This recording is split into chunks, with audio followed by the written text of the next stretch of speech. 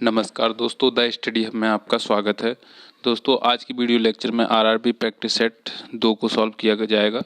और दोस्तों, आपको क्या करना है, आपको मेरे उत्तर बताने से पहले सारे प्रश्नों के खुद से उत्तर देने हैं और देखना है कि आप कितने प्रश्न सॉल्व कर पा रहे हैं। प्रश्न प्रारंभ करने से पहले दोस्तों आपसे आग्रह है कि अभी तक आपने चैनल सब्सक्राइब नहीं किया है तो आप चैनल सब्सक्राइब कर लीजिए, साथ ही साथ अपने दोस्तों के मध्य भी शेयर कर लीजिए। तो आइए दोस्तों, हम सीधे प्रश्नों पर चलते हैं।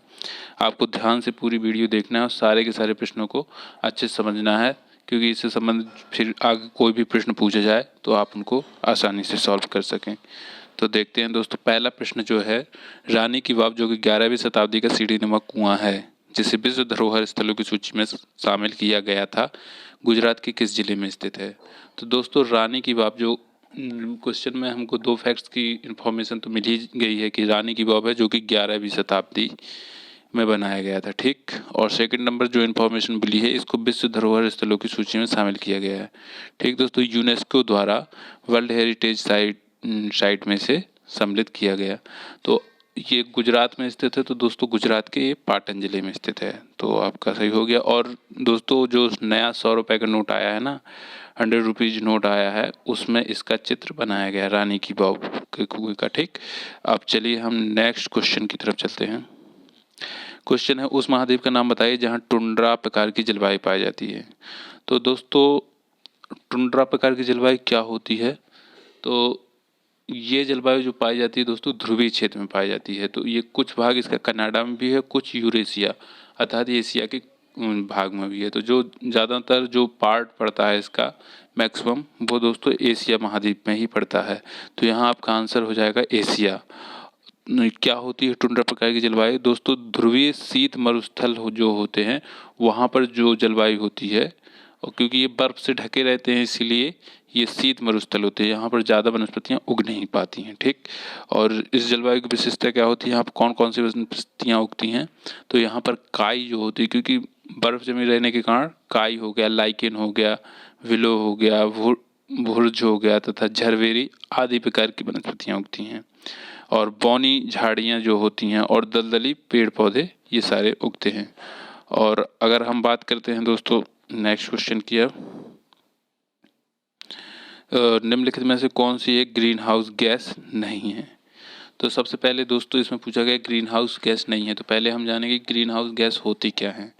तो दोस्तों, ग्रीन हाउस गैसें जो होती हैं वो पृथ्वी के वातावरण या जलवायु में परिवर्तन के लिए उत्तरदायी होती हैं। क्या करती हैं, ये भूमंडलीय ऊष्मीकरण बढ़ाती हैं। भूमंडलीय ऊष्मीकरण का तात्पर्य होता है ग्लोबल वार्मिंग, अर्थात पृथ्वी का जो सामान्य टेम्परेचर उससे ज़्यादा बढ़ाती हैं। ऐसा पृथ्वी के चारों ओर ऐसा वायुमंडल स्थापित कर देती हैं जिस कारण पृथ्वी का टेम्परेचर धीरे धीरे बढ़ने लगता है। तो कौन कौन सी गैसें ऐसी होती हैं जो ग्लोबल वार्मिंग के लिए उत्तरदायी होती हैं। तो दोस्तों 5-6 प्रकार की गैसें होती हैं, इनको हम याद रखेंगे। किस सीरियल में, कभी कभी सीरियल में पूछ लिया जाता है कि कौन सी ज़्यादा गैस ग्लोबल वार्मिंग के लिए सबसे ज़्यादा उत्तरदायी होती है। तो देखिए, हम सबसे ज़्यादा जो ग्लोबल वार्मिंग के लिए दोस्तों उत्तरदायी होती है वो होती है CO2 कार्बन डाइऑक्साइड। फिर इसके बाद दो होती है वो N2O अर्थात नाइट्रस ऑक्साइड, इसको दोस्तों पूछ लिया जाता है लाफिंग गैस भी कहते हैं, ठीक। और फिर इसके बाद जो होती है वो CH4 अर्थात मीथेन, ठीक। फिर इसके उपरांत CFC जो गैसें होती हैं, CFC का मतलब होता है क्लोरोफ्लोरोकार्बन्स, ठीक। फिर जो वाष्प होती है वो ग्लोबल वार्मिंग के लिए उत्तरदायी होती है, कभी कभी ये पूछ लिया जाता है, जल वाष्प लिखा रहता है, ठीक। फिर इसके बाद होती है ओजोन अर्थात O3, ये सारी गैसें ग्लोबल वार्मिंग के लिए उत्तरदायी होती हैं। तो दोस्तों यहाँ पर हमारा कोई प्रश्न था कि निम्नलिखित में से कौन सी एक ग्रीन हाउस गैस नहीं है, ठीक। ग्रीन हाउस गैस नहीं है। अब हम ऑप्शन देखेंगे, nitrous oxide, ozone, sulphur dioxide, carbon dioxide. तो दोस्तों sulphur dioxide green house gas नहीं है, ग्लोबल वार्मिंग के लिए रिस्पॉन्सिबल नहीं होती, ठीक। तो यहाँ पर आपका सी पार्ट सही हो जाएगा। चलिए अब हम नेक्स्ट क्वेश्चन की तरफ चलते हैं। पूछा गया है, भारत की पहली रेलगाड़ी किन स्थानों के बीच चली थी। तो दोस्तों भारत की पहली रेलगाड़ी मुंबई से थाने के बीच चली थी। इसमें आपका डी आंसर सही हो जाएगा, बोरीबंदर से थाने। वो मुंबई का एक पार्ट था बोरीबंदर, उस वहीं से थाने के बीच चली थी, ठीक। और पूछ लिया जाता कब चली थी, तो दोस्तों भारत में जो रेलगाड़ी पहली बार चली थी वो 16 अप्रैल 1853, ठीक। 1853 में प्रथम बार भारत में रेलगाड़ी चली थी। और किस गवर्नर जनरल के समय में चली थी दोस्तों? तो ये लॉर्ड डलहौजी के समय में चली थी, लॉर्ड डलहौजी। ठीक, याद रखिएगा। अब हम नेक्स्ट क्वेश्चन की तरफ चलते हैं दोस्तों। लिखा हुआ है पंजाब का जालंधर किस उद्योग के लिए प्रसिद्ध है? तो दोस्तों ये बार बार पूछा जाता है। जो पंजाब का जालंधर है वो खेल की वस्तु बनाने के लिए प्रसिद्ध है। यहाँ पर खेल की वस्तुएं बहुत मिलती हैं। ठीक है, तो पंजाब की बात हो गई। अगर हम यूपी की बात करें तो यूपी में कौन सा जिला है जहाँ पर खेल के सामान बनाए जाते हैं? तो दोस्तों यूपी में जो है मेरठ, मेरठ जो है वहाँ पर खेल की वस्तुएं बनाई जाती हैं। ठीक, तो ये आपका उत्तर हो गया 5वां। अब हम नेक्स्ट क्वेश्चन की बात करते हैं। पूछा गया पैरा सैनिक बल कौन सा होता है? तो दोस्तों पैरामिलिट्री वे होते हैं, इनको अर्धसैनिक बल बोलते हैं। ठीक, और सेना की अगर हम बात करते हैं दोस्तों तो सेना में जल सेना, थल सेना और वायु सेना आ जाती है। और सेना जो होती है दोस्तों वो रक्षा मंत्रालय के अधीन होती है। ठीक, सेना के लिए रक्षा मंत्रालय बना हुआ है। और अगर हम बात करते हैं अर्धसैनिक बल जो होते हैं दोस्तों, ये सारे के सारे अर्धसैनिक बल होते हैं, ये गृह मंत्रालय के अधीन होते हैं। ठीक, और सेना का काम क्या होता है दोस्तों? तो सेना का जो काम होता है, मुख्य रूप से सेना का कार्य होता है बाहरी खतरों से देश को सुरक्षा प्रदान करना, उनको निपटाना। साथ साथ और ऐसा नहीं कि आंतरिक स्थिति में भी नहीं मदद करती है। तो जो बाहरी खतरों से तो निपटना है, साथ ही साथ कभी कभी आपात स्थिति ऐसी पड़ जाती है, उसमें आंतरिक मदद के लिए भी सेना को बुलाया जाता है। जैसे कभी कभी बाढ़ आ जाती है, केरल में बाढ़ आई थी अभी कुछ साल पहले, तो वहाँ पर दोस्तों सेना की मदद ली गई थी। तो आंतरिक स्थिति में भी सेना मदद करती है। अब हम चलते हैं अर्धसैनिक बल की तरफ। तो दोस्तों अर्धसैनिक जो बल होते हैं गृह मंत्रालय के अधीन कार्य करते हैं। कौन कौन से प्रमुख अर्धसैनिक बल होते हैं जान लेते हैं। तो दोस्तों जो CRPF है ये अर्धसैनिक बल है। ठीक, CRPF हो गया, फिर CRPF हो गया, फिर BSF हो गया। ठीक, BSF हो गया। फिर इसके बाद बात करते हैं ITBP हो गया दोस्तों, ITBP हो गया। ठीक, और फिर इसके बाद हो गया CISF हो गया, ये भी एक अर्धसैनिक बल है, CISF। ठीक, और असम राइफल्स हो गया, असम राइफल्स। ठीक, फिर हो गया SSB। ये प्रमुख जो अर्धसैनिक बल हैं वो हैं। अब इनका काम क्या होता है? तो दोस्तों गृह मंत्रालय इनकी ड्यूटी लगाती है, उनका विशेष काम बांटा गया है। ठीक, जैसे जो CRPF होती है दोस्तों, उसका काम होता है देश के भीतर जो आतंकवाद पनप रहा है उसको नष्ट करना, साथ ही साथ जो नक्सलवाद है उसको ख़त्म करना। और जो चुनाव में VVIP लोग होते हैं उनका जब मूवमेंट होता है तो उनकी सुरक्षा के लिए CRPF की ही ड्यूटी लगाई जाती है। ठीक, अगर हम बात करें दोस्तों BSF की बात, तो ये बॉर्डर सिक्योरिटी फोर्सेस का पूरा नाम होता है। और इसकी जो ड्यूटी लगती है वो पाकिस्तान और बांग्लादेश, ठीक, पाकिस्तान और बांग्लादेश की सीमा पर इसकी ड्यूटी लगती है जब स्थिति हो शांतिपूर्ण स्थिति हो, मतलब युद्ध हो, जंग के हालात ना हो, किसी प्रकार की कोई मुठभेड़ नहीं हो रही हो, कोई किसी तरह से सीमा उल्लंघन ना हो रहा हो, वैसी स्थिति में इनकी ड्यूटी लगती है। ठीक, और जब भी कभी लड़ाई होती है, युद्ध होता है, तो BSF पीछे हटती है और सेना आगे जाती है। ठीक, तो ऐसी स्थिति में अब ITBP की हम बात करें दोस्तों तो इसका पूरा नाम होता है Bharat Tibet Indo Tibet border police. ठीक, तो इसकी ड्यूटी जैसे नाम से ही इसका तो पता चल रहा है, तो दोस्तों ये भारत और तिब्बत की सीमा पर कार्य करती है। अब हम बात करते हैं CISF जो होता है वो होता है केंद्रीय औद्योगिक सुरक्षा बल। ठीक, सेंट्रल इंडस्ट्रियल सिक्योरिटी फोर्स। ये इसका काम होता है जो सरकारी बिल्डिंग है, सरकारी उपक्रम है, उनकी सुरक्षा की जिम्मेदारी होती है। जैसे सेंट्रल सेक्रेटरीट हो गया, और भी सरकारी बिल्डिंग है, मेट्रो वगैरह भी, इनकी मेट्रो स्टेशन पर भी ड्यूटी लगती है। ठीक, ये हो गए आपके CISF। अब हम असम राइफल्स की बात करें दोस्तों, तो असम राइफल्स का काम होता है असम के उग्रवाद प्रभावित इलाकों में इनकी ड्यूटी लगती है। वहाँ की परिस्थितियों से इनको देश को बचाना होता है, वहाँ पर शांति स्थापित करने के लिए इनकी ड्यूटी लगाई जाती है। अब हम बात करते हैं SSB का पूरा नाम होता है सशस्त्र सीमा बल। दोस्तों SSB की जो ड्यूटी लगती है वो भारत नेपाल की सीमा पर लगती है। तो ये सारे जो हैं प्रमुख पैरासैनिक बल होते हैं। अब यहाँ हमारा पूछा गया पैरासैनिक बल कौन सा है, तो दोस्तों असम राइफल पैरासैनिक बल। ये बाकी ये लिखा है Sikh light infantry, the Garhwal rifles, Gorkha, ये सेना की ही दोस्तों टुकड़ियाँ होती हैं, सेना की होती हैं। ठीक, अब नेक्स्ट क्वेश्चन हम देखते हैं। लिखा हुआ है ठोस से सीधे गैस के परिवर्तन को क्या कहा जाता है? तो दोस्तों ठोस से सीधा जब गैस बनती है तो उस प्रक्रिया को ऊर्ध्वपातन कहा जाता है। ठीक, याद रखिए, आसान है। क्वेश्चन नंबर 8 में की बात करते हैं। उच्च तापमान मापने के लिए निम्न में से किसका प्रयोग किया जाता है? दोस्तों हाई टेम्परेचर मापने के लिए पायरोमीटर का प्रयोग किया जाता है। ठीक, अब हम नेक्स्ट क्वेश्चन की तरफ चलते हैं। लिखा हुआ आगरा प्रेसिडेंसी को कब बंगाल प्रेसिडेंसी से अलग कर दिया गया? तो दोस्तों 1833, इसको हमको पॉइंट को याद ही रखना है क्योंकि पूछा गया, टाइम पीरियड पूछा गया, कब अलग कर दिया गया। तो दोस्तों आगरा प्रेसिडेंसी को बंगाल प्रेसिडेंसी से 1833 में अलग कर दिया गया। अब नेक्स्ट क्वेश्चन की तरफ हम चलते हैं। लिखा हुआ है दिल्ली के बाद भारत में सबसे घनी आबादी वाला केंद्र शासित प्रदेश, मतलब डेंसिटी पूछी गई है कि दिल्ली में तो सबसे ज़्यादा डेंस केंद्र शासित प्रदेश हो गया, लेकिन फिर उसके बाद जो दूसरे नंबर पे आता है वो दोस्तों चंडीगढ़ है। तो यहाँ पर आपका ये पार्ट सही हो जाएगा। अब हम नेक्स्ट क्वेश्चन की तरफ बात करते हैं। यदि आंख का लेंस अपारदर्शी हो जाए तो इस बीमारी को कहा जाता है?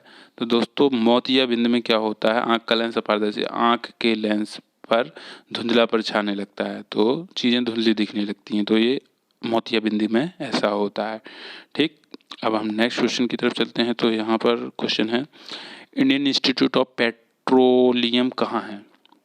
तो दोस्तों ये Indian institute of petroleum Uttarakhand के देहरादून में स्थित है। चलिए अब नेक्स्ट क्वेश्चन की तरफ चलते हैं। लिखा हुआ है रक्त में बिलिरुबिन के स्तर को बढ़ा देता है। तो यहाँ बीमारी पूछी गई, मलेरिया, कैंसर, तपेदिक और पीलिया। तो मलेरिया में तो दोस्तों ऐसा नहीं होता, ना कैंसर में होता है, ना ही तपेदिक में। तो पीलिया जो होता है उसमें रक्त में बिलिरुबिन के स्तर को बढ़ जाता है यह रोग।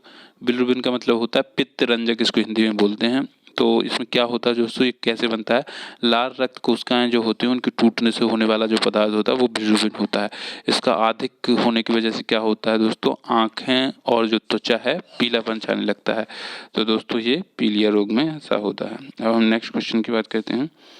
कैंसर एक बीमारी है जिसमें हम पाते हैं अनियंत्रित, तो कैंसर में अनियंत्रित कोशिका विभाजन होता है। ठीक, इसमें क्या होता है, जो आयुष्मान कोशिकाएं होती हैं वो अनियंत्रित रूप से विभाजित होने लगती हैं और शरीर के ऊतकों को नष्ट कर देती हैं। ठीक, ये कैंसर हो गया। नेक्स्ट क्वेश्चन की बात करते हैं। लिखा हुआ है 3 बीघा विवाद किस देश के साथ है? तो दोस्तों 3 बीघा जो विवाद है भारत का बांग्लादेश के साथ है, और ये भारत बांग्लादेश की सीमा पर स्थित एक गलियारा है, और जो इस भूभाग को भारत ने 2011 में बांग्लादेश को लीज पर दे दिया है। ठीक, अब हम नेक्स्ट क्वेश्चन की तरफ चलते हैं। लिखा हुआ धर्मनिरपेक्षता का अर्थ क्या है? ठीक, अब इसके ऑप्शन देखते हैं। इसमें लिखा हुआ है राज्य सरकार सभी धर्म के खिलाफ है, राज्य सरकार द्वारा एक धर्म को स्वीकार करना, राज्य सरकार द्वारा किसी धर्म को स्वीकार नहीं करना, उपर्युक्त में से कोई नहीं।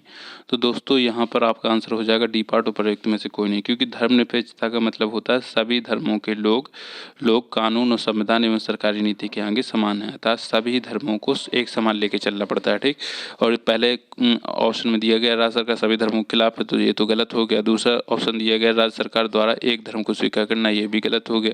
राज्य सरकार द्वारा किसी धर्म को स्वीकार नहीं करना, ये भी गलत हो गया। अर्थात धर्मनिरपेक्षता का मतलब होगा सभी धर्मों को समान मानना। ठीक, अब हम नेक्स्ट क्वेश्चन की तरफ चलते हैं। सुरक्षा परिषद में कितने स्थायी सदस्य हैं? 8, 3, 5, 9। तो दोस्तों सुरक्षा परिषद में 5 स्थायी सदस्य होते हैं और 10 अस्थायी सदस्य होते हैं। जो अस्थायी सदस्य होते हैं उनका कार्यकाल दोस्तों 2 वर्ष का होता है। भारत अस्थायी सदस्य बन चुका है। ठीक, अगर हम 5 स्थायी सदस्यों की बात करें तो कौन कौन से 5 स्थायी सदस्य होते हैं? तो दोस्तों जो सबसे शक्तिशाली और पावरफुल कंट्रीज हैं वही 5 स्थायी सदस्य कौन कौन सी हैं?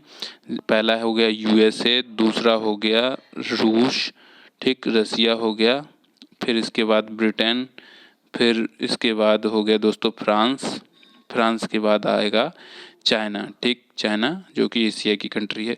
तो ये 5 स्थायी सदस्य हैं, यूएसए, रसिया, ब्रिटेन, फ्रांस और चाइना। ठीक, और दोस्तों यहाँ पर बात आई है सुरक्षा परिषद है क्या? तो दोस्तों संयुक्त राष्ट्र संघ जिसकी स्थापना हुई थी 24 अक्टूबर 1945। ठीक, 24 अक्टूबर 1945 में इसकी स्थापना करी गई थी द्वितीय विश्व युद्ध के बाद।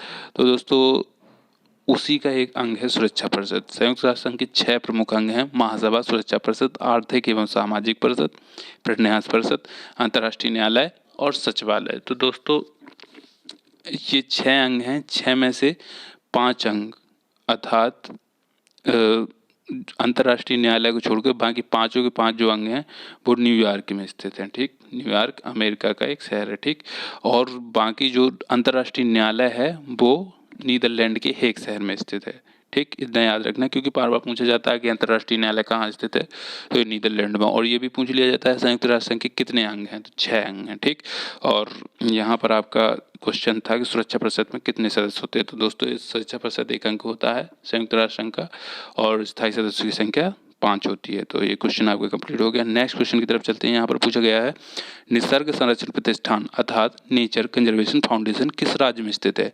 दोस्तों निसर्ग का मतलब होता है प्राकृतिक, थोड़ा क्लिष्ट वर्ड है हिंदी का, इसका मतलब होता है प्राकृतिक। ठीक, तो पूछा गया प्रकृति संरक्षण फाउंडेशन कहाँ स्थित है, तो दोस्तों ये आपका कर्नाटक राज्य में स्थित है। कर्नाटक राज्य में मैसूर शहर में स्थित है, और ये एक गैर सरकारी वन्यजीव संरक्षण और अनुसंधान संगठन है।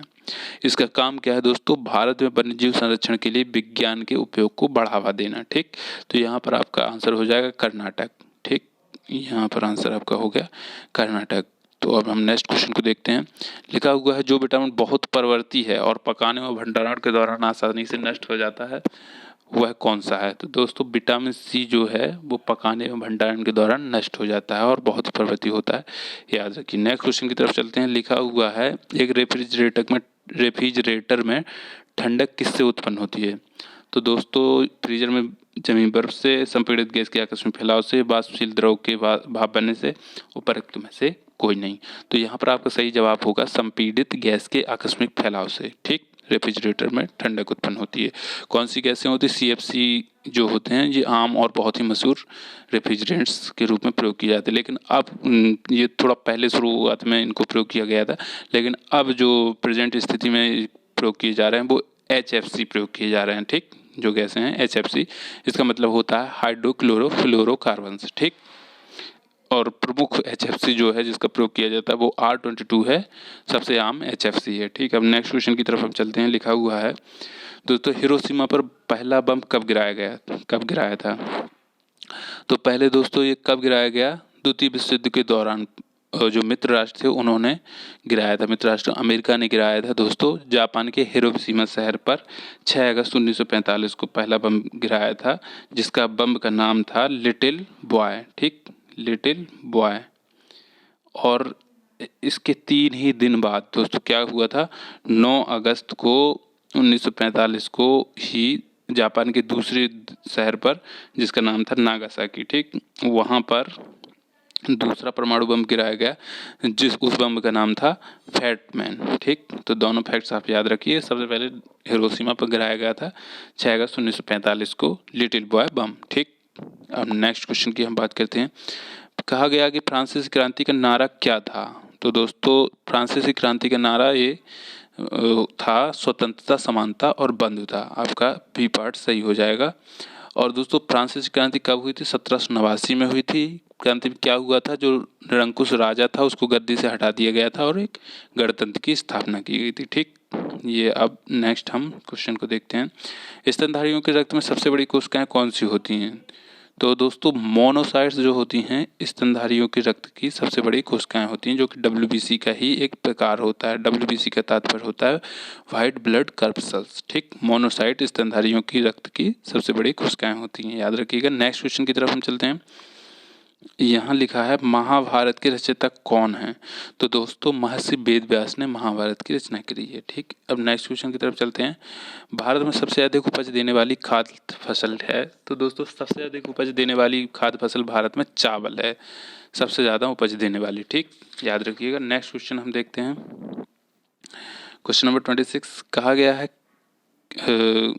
किस भारतीय राज्य ने कौशल शतरंग योजना की शुरुआत की है, तो दोस्तों अभी हाल ही में कौशल शतरंग योजना की शुरुआत करी गई है, जो कि उत्तर प्रदेश राज्य ने इस योजना की शुरुआत की है। ठीक, तो यहाँ पर आपका उत्तर प्रदेश आपका सही हो जाएगा। दोस्तों इस योजना में क्या उद्देश्य है इस योजना का, इसमें बेरोजगार युवाओं को प्रशिक्षित करके रोजगार उपलब्ध कराने की बात करी गई है।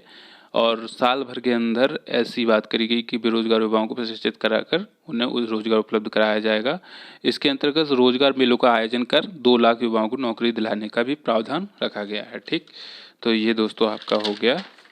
अब हम नेक्स्ट क्वेश्चन की तरफ चलते हैं। लिखा है किसने करतारपुर गलियारे का उद्घाटन किया। दोस्तों इंपॉर्टेंट क्वेश्चन है, पूछा भी गया कई परीक्षाओं में जब से इसका उद्घाटन हुआ है। 9 नवंबर 2019 को इसका उद्घाटन किया था भारत के प्रधानमंत्री आदरणीय नरेंद्र मोदी जी ने। और करतारपुर कॉरिडोर में क्या है इस करतारपुर गलियारे में, यहाँ पर पंजाब में जो डेरा बाबा नामक गुरुद्वारा है उसको पाकिस्तान के जो पंजाब प्रांत में करतारपुर स्थित दरबार है वहाँ से जोड़ा गया है। ठीक, यहाँ ये आपका हो गया करतारपुर गलियारे का उद्घाटन नरेंद्र मोदी जी ने किया। अब हम दोस्तों नेक्स्ट क्वेश्चन की तरफ चलते हैं, बहुत इंपॉर्टेंट है क्वेश्चन है, करंट अफेयर्स का क्वेश्चन है। अरब दुनिया के सबसे लंबे समय तक शासन करने वाले और शांति कूटनीति के लिए ख्याति प्राप्त, यहाँ पर बताना है कि देश भरना है कि सुल्तान कबूस बिन सईद, नाम भी दिया है कबूस बिन सईद का हाल ही में 2020 में निधन हो गया।